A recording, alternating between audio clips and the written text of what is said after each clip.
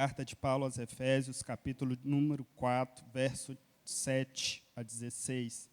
Está escrito assim: E a graça foi concedida a cada um de nós, segundo a medida do dom de Cristo. Por isso diz, quando ele subiu às alturas, levou cativo o cativeiro e concedeu dons aos homens. Ora, o que quer dizer ele subiu, senão que também havia descido até as regiões inferiores da terra? Aquele que desceu é também o mesmo que subiu, acima de todos os céus, para encher todas as coisas.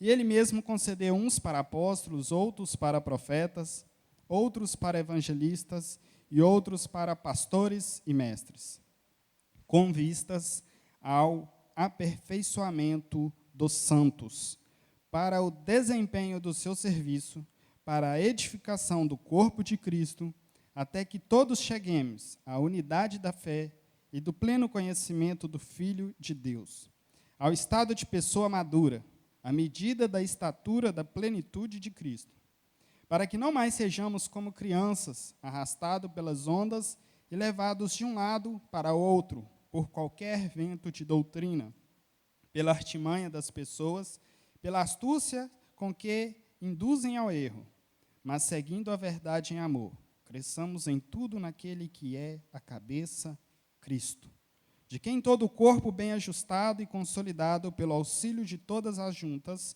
segundo a justa cooperação de cada parte, efetua o seu próprio crescimento para a edificação de si mesmo em amor. Amém? Irmãos, nessa noite eu quero discorrer com vocês a respeito do aperfeiçoamento dos santos. Essa caminhada que nós entramos, que inicia e que o processo não se finda. É um processo em que todos nós estamos passando por ele, vamos continuar passando por ele, e não há ninguém que tenha chegado a um nível que pense que não precise ser aperfeiçoado. Paulo, quando ele começa a escrever essa carta, ele diz claramente: eu estou escrevendo aos santos de Éfeso, aos fiéis em Cristo. Então, estas palavras não são palavras para um ímpio, são palavras para crentes, são palavras para aqueles que estão sendo chamados de santos, para aqueles que já estão sendo fiéis a Cristo. E um certo modo de pensar, nós até poderíamos achar que não há nada a ser feito, visto que já estão sendo chamados de santos e de fiéis. Mas a caminhada cristã, ela não tem um ponto de parada. Enquanto nós estivermos nessa vida, estamos diante dessa caminhada. Eu sempre penso na caminhada cristã, como o próprio nome já fala, como um caminho que vamos transcorrendo a cada dia.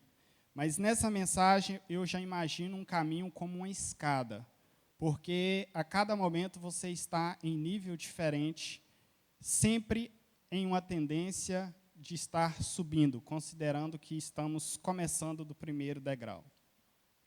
O propósito de Deus é que todos nós sejamos aperfeiçoados. Este é o propósito de Deus. Independente de qual situação estamos, o propósito de Deus é que nós sejamos aperfeiçoados. Nós, como evangélicos, temos um costume de querer aperfeiçoar os que estão de fora. Nós gostamos de chegar para uma pessoa que bebe e dizer para ela: você precisa parar de beber. Nós chegamos para uma pessoa que fuma e queremos dizer para ela: você precisa parar de fumar.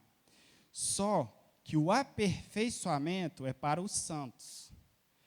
Isso significa que os ímpios estão de fora? Não. Os ímpios não estão de fora. A nossa missão para com eles é evangelizar, é buscar, é levar o evangelho e trazer eles para dentro do reino. E quando eles estiverem dentro do reino, aí eles vão participar do aperfeiçoamento dos santos. E é acerca desse aperfeiçoamento que Paulo discorre. Na verdade, o objetivo da carta inteira é que os santos sejam aperfeiçoados. Mas quando nós chegamos aqui no capítulo 4, no verso 7 ao verso 16, Paulo vai tratar de alguns aspectos desse aperfeiçoamento do santo, algumas coisas que têm a ver com esse aperfeiçoamento. Ele vai falar o que Deus deu para que os santos pudessem ser aperfeiçoados. Ele também vai dizer para que nós somos aperfeiçoados, vai dizer até quando, e vai dizer para quê. Na prática, o que isso deve impactar em nossas vidas. E, seguindo o andamento do texto, o que Deus fez para que nós fôssemos aperfeiçoados? Isso é o que está no verso 8. Vai dizer que Deus deu dons aos homens. E aqui Paulo começa a fazer menção de algumas listas de dons, onde ele cita apóstolos, evangelistas, profetas, mestres. Embora essa lista ela aumenta, se formos em 1 Coríntios capítulo 12 e em Romanos capítulo 12, essa lista ela vai aumentando, porque na verdade aqui Paulo não foi taxativo. É certo que Deus não nos deu uma caminhada e falou, sejam aperfeiçoados, e não nos deixou sem a estrutura. Deus deu dons aos homens para que pudesse ser promovido o aperfeiçoamento dos santos. Então, existem pessoas, aliás, todas as pessoas têm dons, embora sejam diferentes. Então, não pense que você não tem um dom e que você não tem algo para trabalhar no reino de Deus. São dons diferentes, mas todos nós fomos chamados para essa obra e participar do aperfeiçoamento dos santos. Quando Paulo diz o que Deus deu para que os santos fossem aperfeiçoados, Paulo agora passa a dizer para que fomos aperfeiçoados. Porque, na verdade, nós achamos que ser aperfeiçoado como santos é para ver anjo, é para andar na carruagem de Elias, é para subir na escada que Jacó viu, é para que a nossa sombra possa curar. Na verdade, nós queremos coisas extraordinárias. E eu, claro, não só quero elas, como gostaria muito, mas o aperfeiçoamento dos santos aqui, no verso 12, vai dizer que é para que nós possamos exercer um serviço, um trabalho. Nossas Bíblias, normalmente, ela traduz essa palavra, que seria diaconia. Na igreja, nós temos os diáconos que exatamente são eleitos para prestarem serviço. Mas esse serviço a que nos é proposto, todos nós somos ou precisamos ser diáconos. Todos nós fomos chamados a trabalhar nessa obra de Deus para o aperfeiçoamento dos santos. E também, o verso de número 12 vai continuar dizendo, além de ser para o serviço, esse aperfeiçoamento dos santos é para a edificação do corpo de Cristo. Então, não vamos nos aperfeiçoar para nós mesmos. Não é sobre nós, é sobre a igreja, é sobre o corpo. É um edificando o outro. Tudo que Deus colocou em nossas mãos é para que edificássemos. Deus não deu dons aos homens para que eles fossem exaltados, para se colocar na propaganda, venham ver o profeta que revela tudo. Deus não deu dons para que as pessoas fossem exaltadas. E, aliás, talvez seja até por isso que os dons têm estado um pouco sumidos. Eles não deixaram de existir. Mas, contudo, o homem tem usado de forma a não cumprir o propósito dos dons. Os dons foram feitos para a edificação da igreja, para o crescimento dos irmãos, de forma que cada um, compartilhando o dom, faz com que o outro irmão seja aperfeiçoado. Quem tem fé, compartilha a sua fé, porque vai aumentar a fé.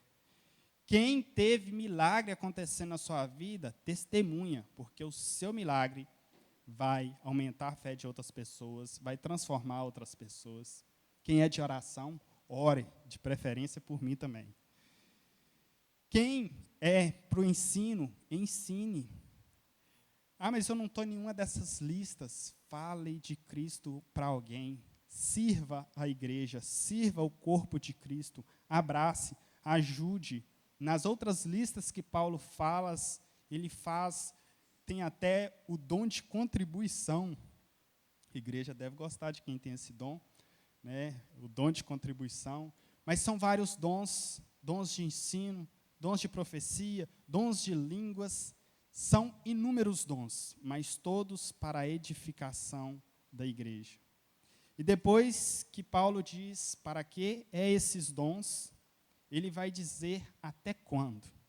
E para ser sincero, esse até quando é o que me fascina no Evangelho. Porque o Evangelho é algo infinito. Não é até amanhã ou até semana que vem.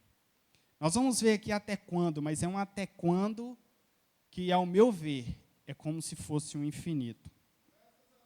E no verso de número 13, nós podemos ver até quando? Até que todos cheguemos à unidade da fé e do pleno conhecimento do Filho de Deus. A unidade da fé é algo que possivelmente nós não vamos atingir sua plenitude.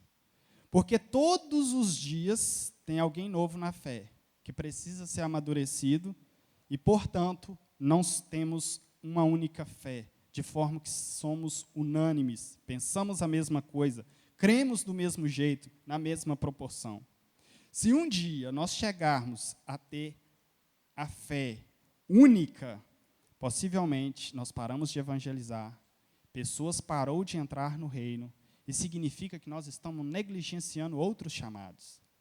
Porque eu entendo que essa unidade da fé é uma busca que nós temos, mas que, portanto, ela é constante, interminável.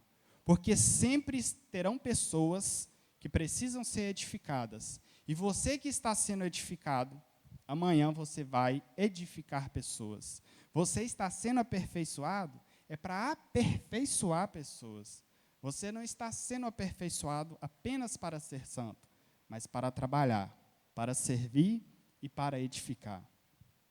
E o texto vai continuar nos dizendo que é até quando chegarmos ao pleno conhecimento do Filho de Deus.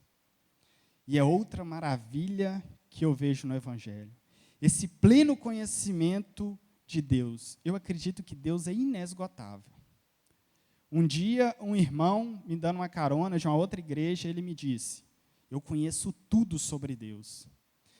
E aquilo não me edificou, mas me deixou triste, porque eu pensei, eu não conheço nada. Mas depois eu fui descobrindo que, na verdade, ele conhecia um pouco, e ele achou que aquele um pouco era tudo.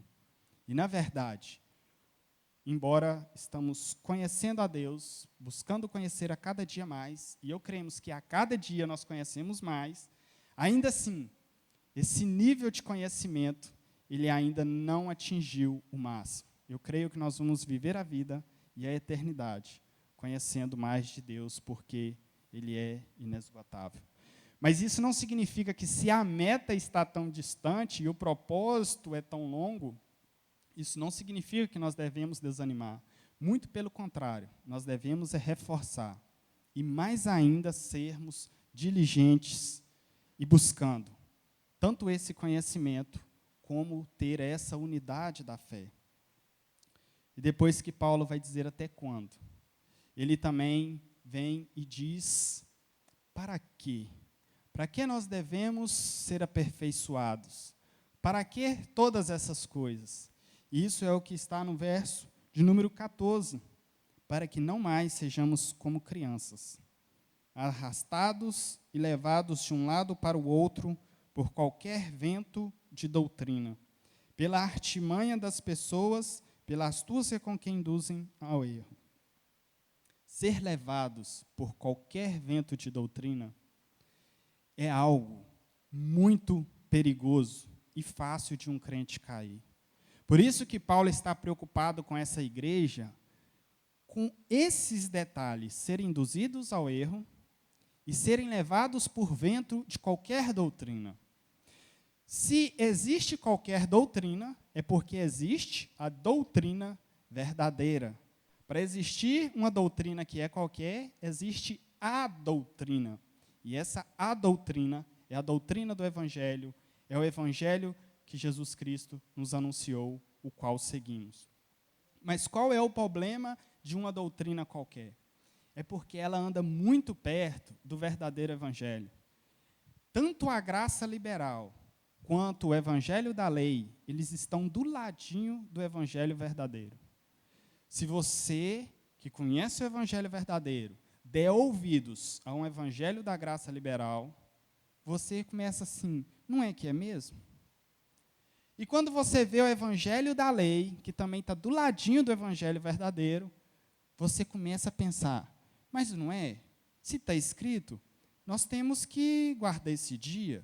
Não, espera aí, eu não posso comer isso mesmo, não. É muito fácil nos comover, porque 70% devem condizer com o evangelho verdadeiro. Então, aquilo entra muito fácil. Paulo aqui não está preocupado em alguém chegar e dizer que Deus não existe, que Cristo não é Senhor. A preocupação não é essa, porque isso seria um erro tão grande que a igreja não cairia. O problema é aquilo que passa bem perto. E, aliás, falando sobre graça, toda vez que você vê uma igreja com o nome graça, não estou dizendo que é todas, mas cuidado, pode ser que seja graça liberal. É uma graça que o pastor teve que corrigir erros de um pregador que pregou uma graça liberal aqui. E que, aliás, talvez alguns irmãos ficaram constrangidos do pastor fazer essa correção, mas o início do chamado pastoral no Novo Testamento é exatamente para combater heresias dentro da igreja.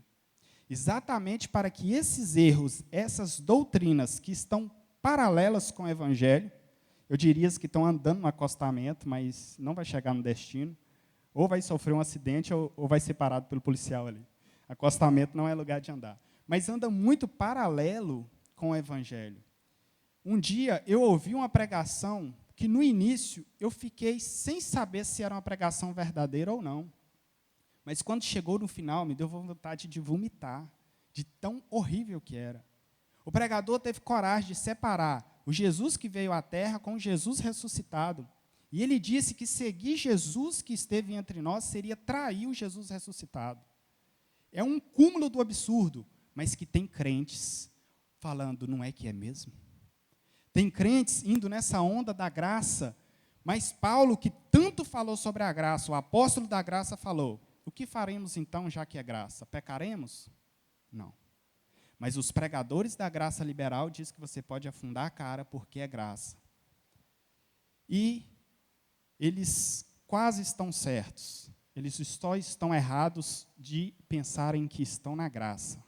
Porque ao entrar na graça liberal, na verdade, nós estamos decaindo da graça de Deus. E da mesma forma que quando entramos na lei, também não estamos na graça. Outro item que vai tratar no verso 14 é que não sejamos induzidos ao erro, de forma muito parecida com essa doutrina que caminha do lado do Evangelho. Ser induzido ao erro é outro problema grave e sutil. Aliás, tudo que leva o nome de gospel já me causa medo. Porque o termo gospel é a forma que o mundo achou para entrar dentro da igreja. Não estou dizendo que tudo que é gospel é errado. Mas tem muita coisa gospel que é apenas uma porta de entrada para o mundo entrar dentro da igreja.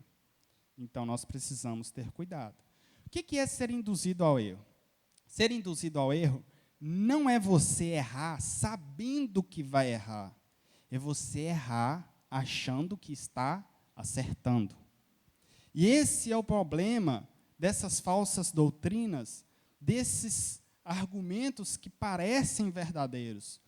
Porque nós entramos nesses erros, mas, porém, achando que estamos seguindo o caminho certo.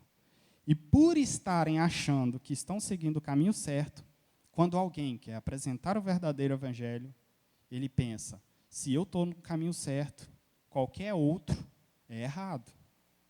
Por isso é tão difícil nós convertermos algumas pessoas que creem que Deus existe, que creem que Jesus existe, e que eles acreditam que estão seguindo o caminho certo. E quando você vai dizer que só a Cristo você pode adorar, eles não acreditam porque eles já entendem que estão caminhando corretamente. Isso porque foram induzidos ao erro. Eles não acordaram e disseram, vamos errar, vamos pecar contra Deus. Por isso é mais fácil você converter um pecador, porque no fundo ele sabe que está errado. Um ímpio, ele sabe que está errado. Mas alguém que foi induzido ao erro, que acredita que está certo, é muito difícil de atingirmos esse coração.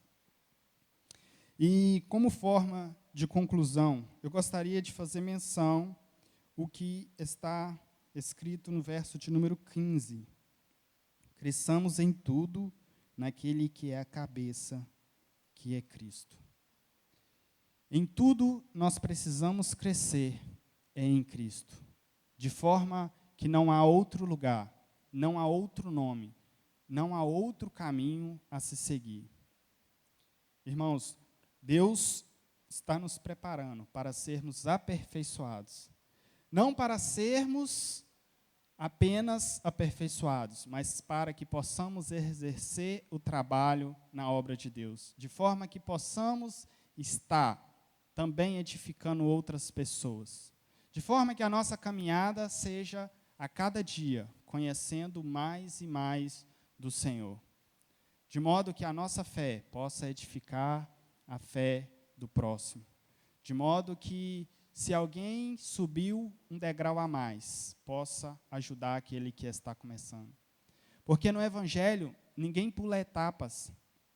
Todo mundo, em algum momento, é criança, independente da idade. Quando nós entramos no Evangelho, nós somos muito suscetíveis a falhas e erros. Quem é pai ou mãe sabe muito bem que você se mata por uma criança. Você faz tudo por ela, por anos, mas chega um estranho e oferece um pirulito e fala, você quer ir com seu pai ou comigo? E você perde ele. Infelizmente. E é por isso que Paulo, ele cita nessa palavra a referência entre uma criança e um adulto. Porque a criança é levada por qualquer argumento, por qualquer boa aparência, pode ser coisa de 1 segundo, de 10 segundos, mas ela prefere aquilo porque ela não tem noção do que é tempo. E alguém que acabou de entrar no reino, ele não sabe o que é tempo. E aqui tempo eu chamo de eternidade, de uma vida constante, de algo que começou e não vai acabar. E por isso, nós precisamos do aperfeiçoamento dos santos. Mas isso não é coisa de uma pessoa só, é coisa de todos. É uma questão que é uma caminhada que começou e só vai terminar quando Cristo vier para a glória de Deus. Amém? Deus, eu te agradeço, Pai. Pai, nós sabemos que quando o assunto envolve algo que nós não possamos fazer agora ou amanhã, a gente fica meio disperso. Mas eu sei, Deus, que a tua vontade é que nós possamos chegar a este nível de aperfeiçoamento, em que a tua igreja é aperfeiçoada, em que nós, ó Deus, não sejamos levados por qualquer vento de doutrina, por qualquer evangelho, por qualquer coisa que tem tentado chegar a nossas mentes. Deus, que nós possamos seguir firme essa caminhada, rumo ao pleno conhecimento de Ti. Que nós não sejamos mais como crianças, mas como adultos maduros, à estatura de